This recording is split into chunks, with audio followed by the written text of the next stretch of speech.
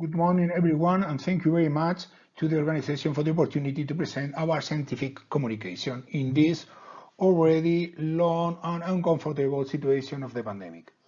My name is Juan Antonio Garcia from University of Castilla-La Mancha in Albacete.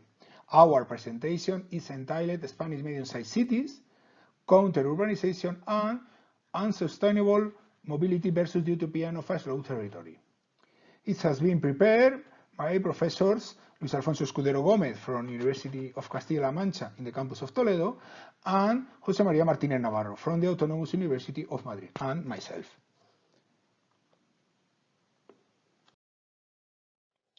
Of course, it's worth mentioning that we live in a more complex society where globalization causes the dissemination of phenomena at a speed we didn't know before. It's no longer only about intangible issues through information and communication technology. COVID and its diffusion is a clear example of physical interconnection. A more ubiquitous and liquid reality, as Bauman said, but not less connection, where mobility plays a crucial role. Perhaps, and only as a suggestion, it could be good to incorporate or recover postulate about Strand and chronogeography and the prince of the time to analyze mobility. Today, more and more new analysis tools are available that can provide more information to the complex reality we live in. This is why, in our research, for the case of Spain, and after reviewing the national and international scientific literature, we have decided that the medium-sized cities in Spain should have a demographic weight between 50,000 and 300,000 population. This range involves 137 medium-sized cities. To this demographic criterion, we have added 4 cities, plus 2 above and 2 below whose articulating function in their immediate environment. They are the only cities in their province. They are also the provincial capitals. The province is Xxxiii in the European Union.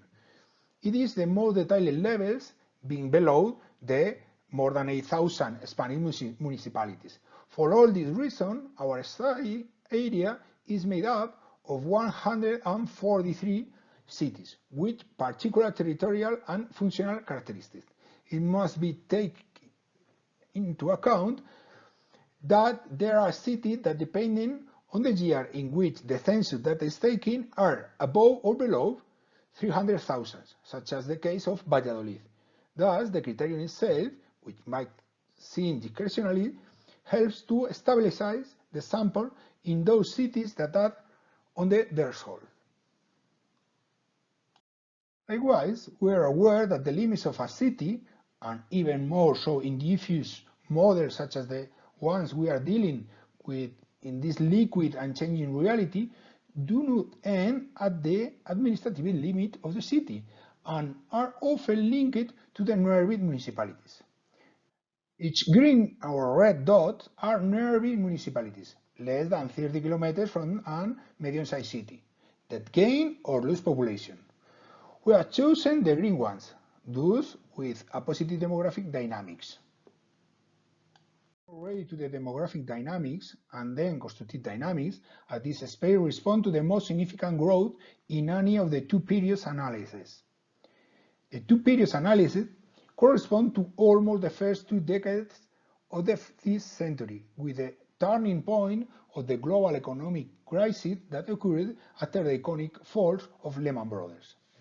We see the large growth values of the medium-sized cities, and especially of those municipalities, in many cases a small one close to them.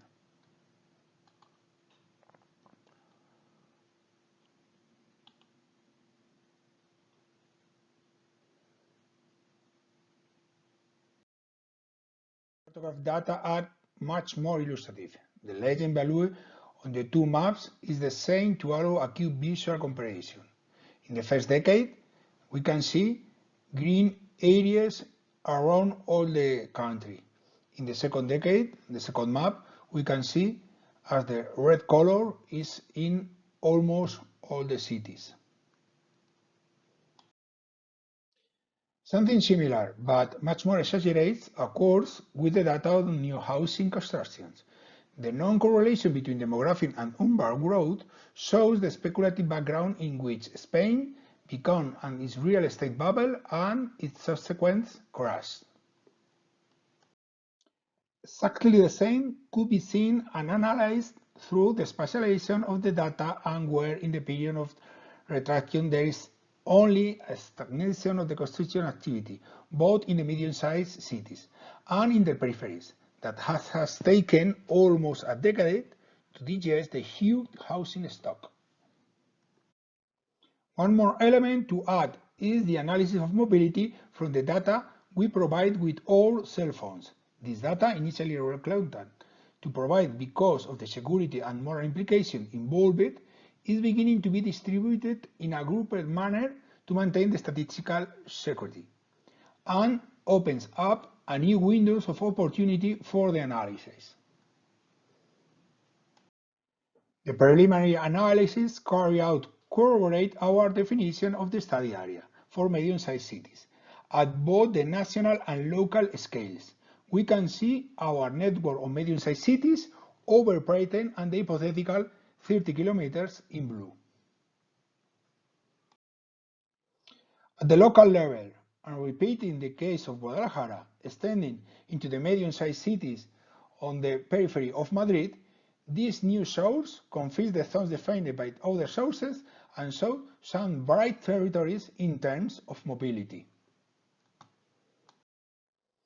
In conclusion, mobility is a growing element in our cities and in our society. Medium-sized cities are key territorial elements, and the Spanish urban system is becoming increasingly dispersed, complex, and mobile.